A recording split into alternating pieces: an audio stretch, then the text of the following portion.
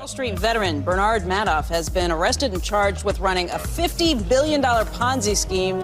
Congress wants to know what caused the Enron meltdown. Now, while the collective rage currently is focused on WorldCom, Tyco CEO Dennis Kozlowski was convicted of looting hundreds of millions of dollars. This is one of the biggest fraud cases ever. Their president's a crook. Well, I'm not a crook. Find out more on this week's episode of White Collars, Red Hands. What's the similarity between the stock market and my love life? They both go up and down. The stock market, the place where people can usually buy, sell, and trade shares of companies in hopes that their investments will make them money so that they can retire early and live comfortably. Because our retirement system is an absolute joke and we will not be able to retire normally like our grandparents did. That aside, many people do extremely well in the stock market and make millions upon millions of dollars. And that's exactly what our story is about today. Today, we look at Harshad Mehta, the Indian stockbroker who used the system to his advantage and made millions, and then crashed the entire Indian stock market while doing so. How did that happen? Find out on this week's episode of White Collars, Red Hands. Nina is still looking for her Warren Buffett of her love life. So if you're an old man who's likely to die soon, who has billions of dollars, why don't you go ahead and reach out to whitecollarsredhands@gmail.com. Nina's still looking for you. My high school science teacher told me that all I was ever going to be was someone's trophy wife. And I'm still trying to make that happen. So You couldn't even achieve that. That sucks. He's like, this is the height of your life, and you're still at 30 being like, I never achieved it. You can't go back to your high school reunion because he's going to be like, so did you ever become that trophy wife? And you'll have to look him in the eyes and say, no. No, I'm a strong, independent woman who desperately needs a sugar daddy. That's me. Well, welcome back to another episode of White Collars, Red Hands. I'm Kashan. And I'm Nina. And this week we are going to talk all about Harshad Mehta. You've probably never heard of him. I didn't hear about him until today's episode, but it's a very interesting story. It's about, we love a classic pump and dump scheme, and that's what this is today. And if you don't know what that is, well, you're going to learn about it during the episode. I've heard of Kashan? I've heard of his verse. That's where I go on as a Pokemon, avatar and go to talk to people in the metaverse. That's the only place I have real friends, is in the Harshad Metaverse. You probably talked to my cousin on there. He's also an incel. Okay. Harshad Mehta was born on July 29th, 1954 in India. He shares a birthday with my brother and one of my best friends. Not much is known about Mehta's upbringing. He was not born into a very rich family. They were pretty poor, didn't have a whole lot going for themselves. But it is said that as a child, he enjoyed playing cricket and didn't show much promise in school. So they thought he was a little dum-dum. But I think cricket is the most popular sport in India. So, yeah. At least he enjoyed something really original. You like doing what everybody else did. Good one. Yeah, they did. They kept noting that he wasn't that great at school. And I was like, you know what, Mehta? They said the same thing about me. And here I am, just doing okay. To be fair, Indian school is on a completely another level. If you talk to anyone who went to India, oh my God, to be a kid in that school system, I know, I'd have a trauma response to everything. Oh, well, that's probably why they do. Okay. He did pursue higher education and studied in Mumbai, where he completed his Bachelor of Commerce in Bombay, which is right near Mumbai. And after graduation, he just worked odd jobs. He had a lot of really random jobs. He worked at the hosiery. Is that how you say it? The hosiery, where they sell women's stockings. He worked there. And then he did some stuff with the diamond industry. And then he just had a lot of odd jobs. He didn't really have a distinct path. But then he started working as a salesperson at New India Assurance Company Limited. And it was there that he became interested in the stock market. And this will shape the rest of his life. Assurance Company. with an A, not an insurance company with an I? Yeah, assurance company. Oh, so they just like, they sell a service where they just tell you everything's going to be all right. Yeah.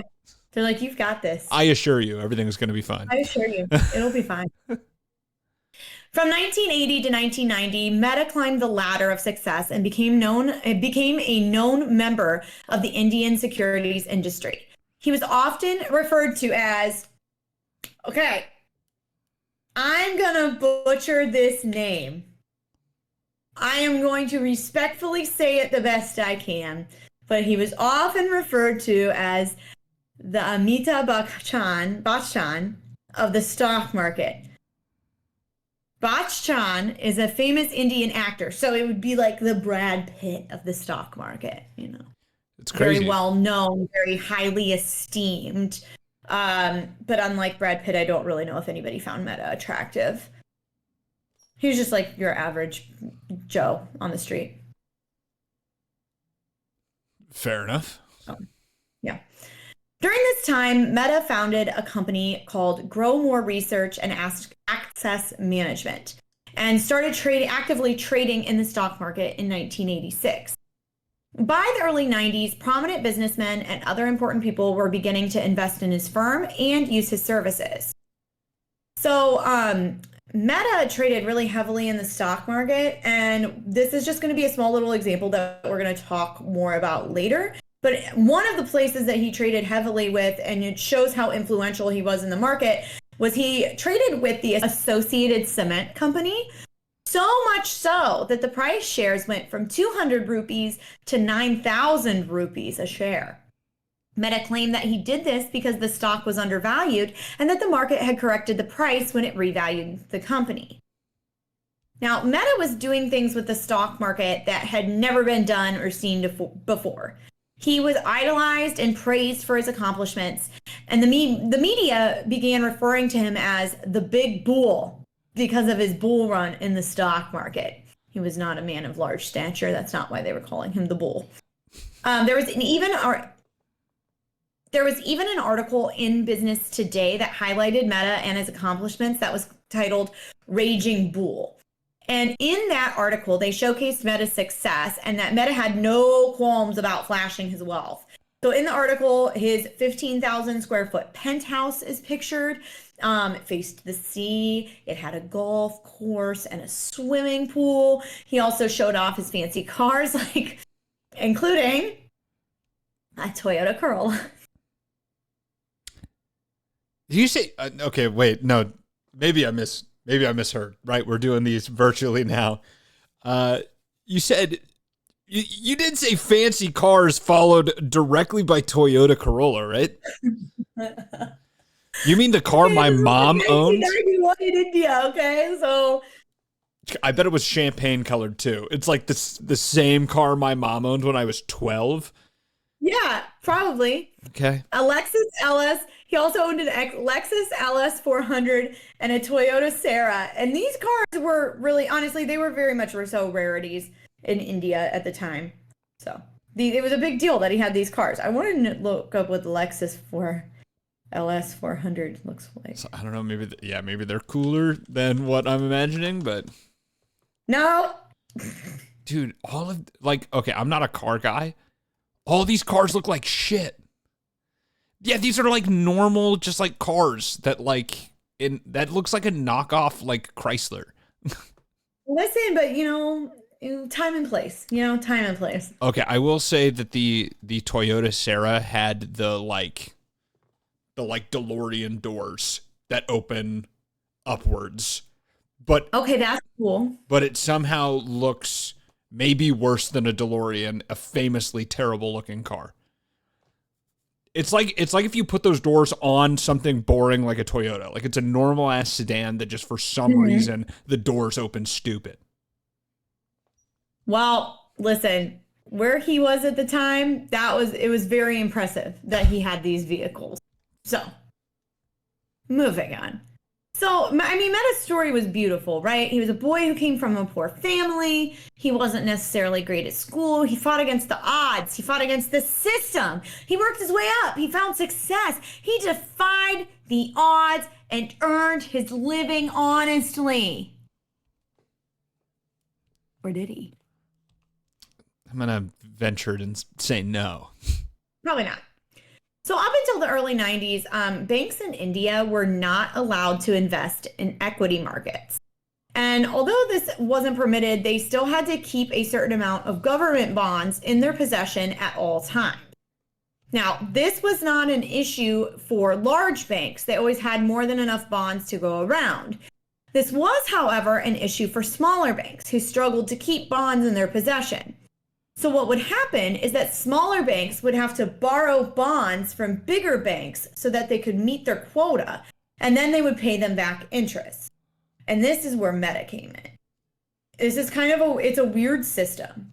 Yeah, they had to have these government bonds. It seems poorly designed, but I mean, I'm just hearing about this. I don't know about the nuances about the Indian financial and like market and its relationship to the government.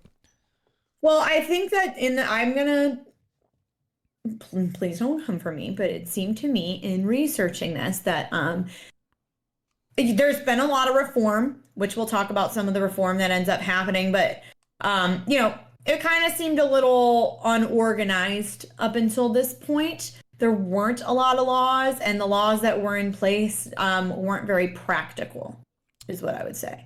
That's fair. I feel like that was common in a lot of places until the 80s happened, and like the entire world realized that financial markets can be like terribly manipulated by bad actors. Well, and that's what happened in this story. So you have the smaller banks getting these bonds from the bigger banks and then paying them back interest. But here's the thing. The banks were not allowed to the small bank was not allowed to just go to the big bank and get the bonds. They had to have a broker that worked in between them. So the small bank would go to the broker would go to the big bank and then get the bond for the smaller bank. So Meta was doing this. Meta would approach the smaller banks and then tell them that he could get them the government bonds that they needed. They would then write him a check in his own name. He would get the money. He would tell the banks that he needed some time, but he would get them their bonds. Then Meta would approach the larger banks to borrow their government bonds, and he would promise them that he would get them their interest payments. He just needed a couple more days. So he wasn't going to give it to him right away. I'll get it to you in a few days. Because he was so wildly influential at the time, everybody trusted him. And in Meta's defense, he did repay those big banks in time. He told them, I'm going to pay you back in, I never found out the exact amount of days, but like, for example's sake, he was like, I will pay you your interest in 3 days. And then he had told the smaller banks, I will get you your bonds in 3 days. And he always delivered on time. He always got the banks what he promised them, so everybody was happy with the deal. Both were getting what they were promised, but this doesn't really seem that sketchy. It seems pretty cut and dry. Well, when the smaller banks would give Meta their money, he would have a lot of excess cash in his personal account. He was then funneling that money into the stock market. So he would pick certain companies that he would invest heavily into. And he was buying so much of these particular stocks that it would cause the price of the stocks to skyrocket. This would then cause other people who were buying in the stock market to buy that stock as well, because they would see the stock prices rising and they figured that it would continue to increase, which would continue to inflate the stock price. And it wasn't like Meta just dealt with two banks. He had a rotation of banks that he was doing this with. So when he would need to transfer money between banks, he was always able to do so because he always either had excess cash from the small bank. He was just moving it all around, right? And then when his stock prices would hit a certain level, he would then liquidate the stock and get his money. And this would also help cover any deficits that he had with the banks. It's so crazy that he was trading at a volume that he himself was able to manipulate the market. Even without, like, I mean, maybe you'll say later, even without, at this point, I know of insider trading. Like, if he's just buying stocks to the level that everyone says, like, so the stock price is, like, so many people are buying the stock, that's insane. To my knowledge, and I never could find anything that there was insider trading, but he was buying stocks that were very, very, very cheap. And then he knew that he could skyrocket them. That's like probably just with his influence and with his, with the money. This could probably never happen in the American stock market. But no, I don't think crazy. that this could have ever happened in the American stock market, to be fully transparent. I don't think so. And what he was doing, like I said earlier, this is classic pump and dump. You're pumping the stock price full, and then once it hits a certain level, you're taking all that money out, then causing the stock price to drop. And that's problematic. We've talked about it on this show before. If you're just tuning in, we've talked about this before. It's really, really problematic. It's how you crash the stock market. It's not good. But even though this was a problem in and of itself, Meta was greedy and he wanted even more. He then conspired with two other banks to give him fake bank receipts, which were not backed by any government bonds. So then these two banks are giving Meta the receipts. He's got the receipts. He's going to different banks. And then he was giving those banks these bank receipts, cashing them in. It was almost like a little loan. He would take the money out. And because the banks assumed that these were backed by the government, so they would give him the money. He would then take that money and invest it into the stock market, doing the exact same thing that he was doing with the government bonds between bank to bank. He was driving up the cost of the stock, liquidating the stock, and then paying back the bank back what he owed them. And I spoke earlier about how he increased the stock of the Associated Cement Company, also known as the ACC. But he also drove up the stocks of Reliance Industries Limited, Apollo, BPL, Sterlite Copper, and Tata Steel. He increased the stocks to insane levels. I gave this number earlier, but he rose ACC stock from 200 rupees to 9,000 rupees. This is an increase of 4,400%, and he did it in a matter of 3 months. My God, he's creating like a one-man bubble, like a one-man I mean, I guess you said he crashed the whole stock market, right? It seems like that's exactly what he did. Like where the housing bubble happens, there's like a bunch of people investing in housing when actually it's like a house of cards and not ran well. He just did that by himself in the entire stock market. And then what I was seeing, there were a couple more people who saw that he was doing this, and then they started to do this because they caught on to what he was doing. But he was really the main driver. And he did have some people working for him. They weren't really listed in any of the articles that I was reading, but I did find, and then I'll say it later, his brothers were definitely helping him with this. But I mean, this was all his idea, and he was messing everything up on his own. I just mean that it's crazy that it's like not an entire sector of business. Like right. when it's happened previously, it's usually like a belief in an entire sector of business that kind of gets blown out of proportion, right? The .com bubble, AI right now, one could argue. But this is literally like, it's just whatever he's investing in. So it's like a meta bubble where it's just like this one guy is investing in stuff and people believe in him so much, even though it's not real, that he's creating a market, he's creating a bubble on anything he invests in. That's kind of crazy to me. To speak on this, I mean, maybe you should cut this part out if this doesn't make any sense, but like what you were saying, he's creating his own universe, he's creating his own bubble. I mean, to compare it, the gross domestic product in India in 1992, which is when all this is happening, was about $288 billion. Where on the flip side, the USA in 1992, their GDP was 6.5 trillion. So we are looking at like this, like something like this actually could not happen in the United States. Well, not to this extent, at least. Not to this extent. Not where like one person is manipulating the market this much. But Yeah, definitely not the whole market. Like maybe like we said, individual stocks, maybe sectors, not the whole thing. And Meta was able to get away with these schemes for years because everyone seemed very oblivious to what he was doing, and his status in the industry helped him keep his scheme under wraps. However, investigative journalist, again, I'm going to try my best, investigative journalist Shasheta Dalal exposed Meta on April 23rd, 1992 in the Times of India. She laid out his entire operation and showed him to be the fraudster that he truly was. It was shown that Meta was investing in the stock market at disproportionate levels than other investors. At the time, Meta was responsible for more than a third of the total securities business in India. What? Yeah. That's insane. Once Dalal exposed Meta, banks realized that they were holding worthless bank receipts and were scammed out of 40 billion rupees. That's the equivalent of about 3.6 billion US dollars. And that's 3.6 billion US dollars today. Oh, okay.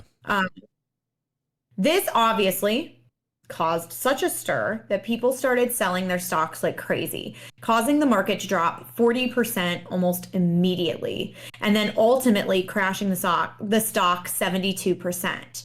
This caused a bear market in India for the next 2 years. And then a bear market is when, I didn't know what this, if we had talked about it before, I didn't remember what it was. A bear market is when the market drops more than 20% and is accompanied by fear of a weak market and overall economic weakness. Once he was exposed, banks started demanding their money to be paid back. But since Meta didn't have any money, because all the things that he had stock in just crashed, he didn't have the money, and it caused a financial collapse. When the government discovered what was going on, they actually made a new law that specifically targeted people who were in the scam or who were involved in the scam. And those who were involved were going to be taken to a special court.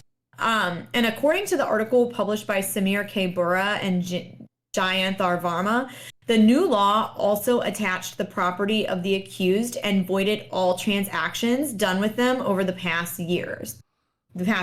And so then this obviously just caused panic throughout the stock market. Did the new law like call out people by name and say like these people need to give up their land, or was it just like generally targeted towards this kind of stuff?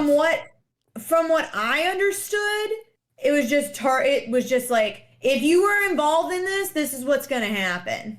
Okay, because I was going to say that's also a completely foreign concept to me. If they were like specifically this guy, like, and they wrote it into law, I'd be like, interesting. Yeah, no, to my knowledge, they did not like do that just by name, but it makes more sense. Okay.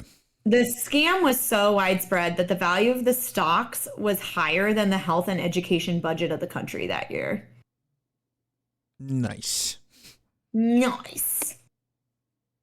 Meta's actions did not only affect the country and the entire stock exchange. His actions also affected millions of investors who lost their money due to his selfish act.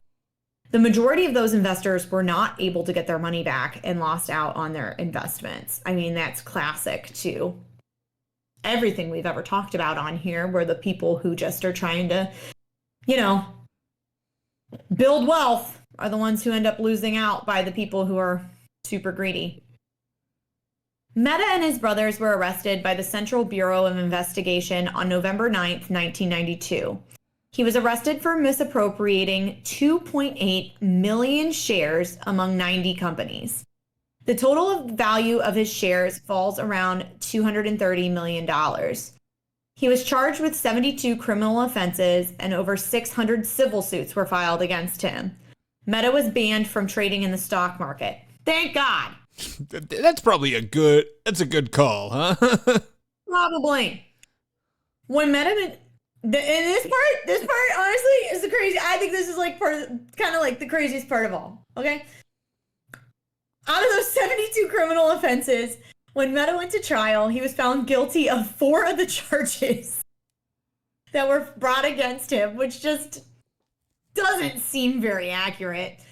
And then he was sentenced to 5 years of rigorous imprisonment. I don't know what that means, Maybe but like, it sounds bad. Maybe like non-rigorous is like house arrest. It's not I'm thinking non-rigorous is when you sit in a cell. And I feel like rigorous is you have to go like take a ditch. Part of the chain gang. Like hard labor? You think rigorous imprisonment is just hard labor? Yeah, that's what it sounds like to me. I wouldn't be surprised. I mean, I'd be a little bit surprised, not gonna lie, but And then on top of that, he had to pay a fine of 25,000 rupees, which is about the equivalent of 300 US dollars. What? Did he have to? Was there any That's No, it? I was like, no, not that I could find. There was no like. He didn't have to pay back anything. He crashed the entire economy, and they asked him for 3 fucking Benjamins, dude. Yeah, dude. I don't know. Okay. It made no sense. Maybe the 5 years of rigorous imprisonment makes up for the other 200. I mean, depending on what they're having him do. I don't know what they're having him do. And then then I also read that somebody tried to acquit him, and they were like, "No, you're not gonna acquit him." What? However, Mehta did not serve his entire sentence. Unlike people who get out on good behavior, he died on December 31st, 2001, while in prison, of what was described as a brief heart ailment. It was pretty brief. It was right until the time he died. He was only 47 years old at the time of his death. Oh, he's young. I don't know. Maybe it's from the rigorous imprisonment. I guess it was pretty rigorous. You're right. I don't know. Although Mehta caused a lot of harm to the entire country of India, his actions did bring forth a lot of reform. Because of his scandal, the National Stock Exchange of India was formed, which is now the 5th largest stock exchange in the world. It then led to I think this is CII code for desirable corporate governance being developed. This would then be overseen by the Securities and Exchange Board of India to help prevent future scams. Parliament also introduced 10 acts and 1 constitutional amendment based on economic reform and legislative changes after this. And online trading was also introduced. So, apparently before that, I mean, I know it was 2001, but you still had to like yell in a stock, like in the trading market, like on the floor, something like that. And you know, the story of Harshad Mehta was sensational, to say the least. I mean, we were even surprised by a lot of the things that were said today. So much so that it has been made into movies and web series, and documentaries on him. Most recently, a web series called Scam 1992 was released. A lot of the things I could find about him, like media stuff, was all in a foreign language. So would make sense. Makes sense. Makes a lot of sense. Yeah, I was like looking up documentary stuff, and it was all not in English. And I was like, cool, what about a subtitle? And they were like, nope. I don't know how many documentaries on Bernie Madoff are going to be in, Farsi, right? So very fair. It just is what it is. By the way, I looked up rigorous imprisonment in India. You are exactly right, Nina. It is literally a form of punishment that requires the convict to perform, quote unquote, hard labor. It doesn't define what hard labor is necessarily, but if you are sentenced to rigorous imprisonment, you have to like manually work in some fashion. Yeah, it's kind of what I thought. I wonder if that's still a thing. It probably is. I don't know. I mean, this wasn't that. I mean, I guess this was like 33 years ago, but the year I was born. He was arrested 3 days before my birthday. Coincidence? Probably. I think, yes. Yeah, probably. Yes. Well, what goes up must come down. And in the case of Harshad Mehta, it came barreling down faster than a plane on fire. Mehta manipulated a fractured system and pumped money out of the stock market to fund his own luxurious lifestyle. He did not care about cheating the banks or driving up stock prices of smaller companies. He only cared for himself. Although his actions brought around positive change, the legacy of Mehta still lingers in the Indian Stock Exchange to this day. Many who will feel its effects forever. And that was the story of Harshad Mehta. If you liked that and want more, you can check us out on our social medias. We're on Facebook.com/WhiteCollarsRedHands. We're on X at WhiteCollarsPod.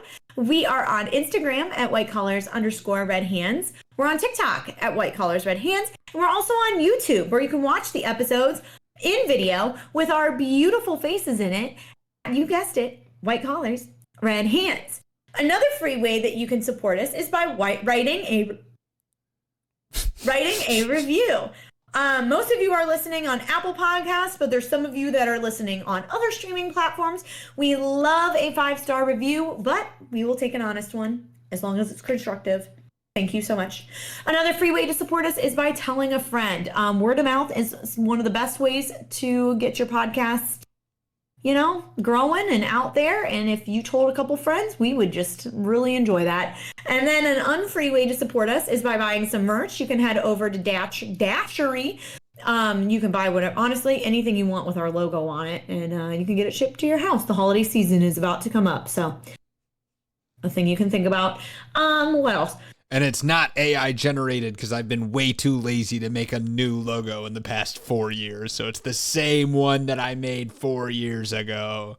Well, yeah, no technically AI Jesse over made here. it, but if you hear a white collar crime story and you think that Nina and Kashan should really cover that, you should send it to us. We try to do a fan submitted episode every single season, and the next one could be yours. You can send us that information on our website, either whitecollarsredhands@gmail or whitecollarsredhands.com. Click the contact, and you can email us at whitecollarsredhands@gmail.com, or you can DM us on our socials.